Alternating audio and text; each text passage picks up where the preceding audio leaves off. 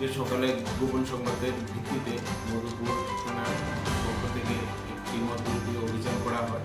তাতে প্রায় 278 foreign litre বোতল আমরা উদ্ধার করি এবং সিজ করি ঘটনাস্থলে, এবং একজন ব্যক্তিকে গ্রেপ্তার করা হয়। কোন জায়গা থেকে গ্রেপ্তার হলো স্যার? এটা মধুপুর বাজার সংলগ্ন বাড়ি। তার নাম কি? ওর নাম বাবুজিৎ সরকার, বাড়ি মধুপুর। স্যার কী কী ব্র্যান্ডের মাল পাওয়া গেছে এখানে?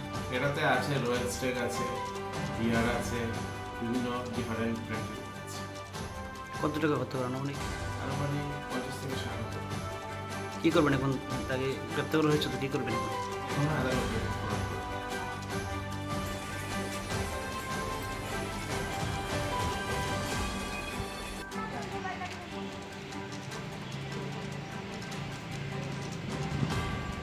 স্যার শেষ করে হ্যাঁ